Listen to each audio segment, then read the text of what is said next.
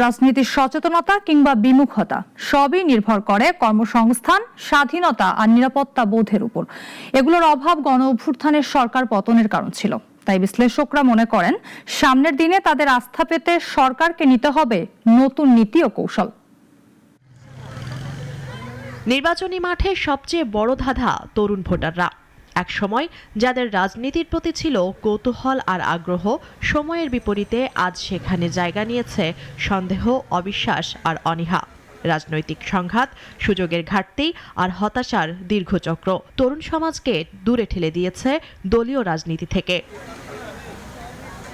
ভোটাধিকারকে তারা দায়িত্ব হিসেবে দেখে, কিন্তু কোন দল সেই আস্থা অর্জন করতে পারছে সেই প্রশ্ন অনিশ্চিতই থেকে যাচ্ছে।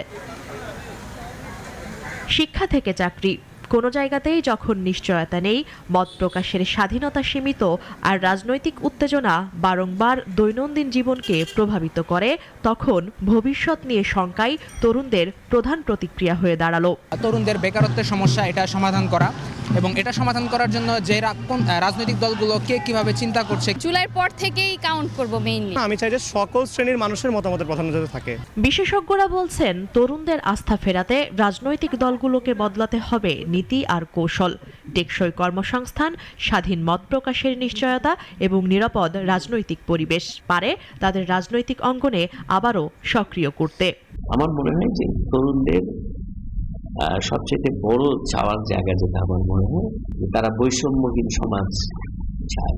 এই দেশে সে তার জীবন তৈরি গঠন করতে চায়।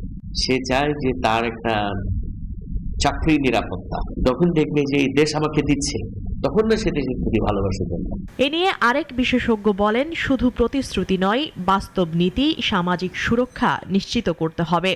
তাদের মতে তরুণদের আস্থা অর্জন এখন শুধু রাজনৈতিক প্রতিযোগিতা নয়, বরং ভবিষ্যৎ রাষ্ট্র নির্মাণের পূর্ব শর্ত। যারা পলিটিশিয়ান তারা যা ভাবছে, এখন তরুণ প্রজন্ম সেটা ভাবছে না, এবং এই যে ভাবছে না, এইটা যে ধারণ করতে পারবে যে রাজনৈতিক দল, মেধাকে প্রাধান্য দেওয়া, যে জায়গায় যোগ্য তাকে সেই জায়গায় বসানো। আগামী নির্বাচন তাই শুধু দলীয় লড়াই নয়, বরং তরুণদের হারানো আস্থা পুনরুদ্ধারের পরীক্ষাও বটে। মুনিয়া চৌধুরী, নাগরিক, ঢাকা।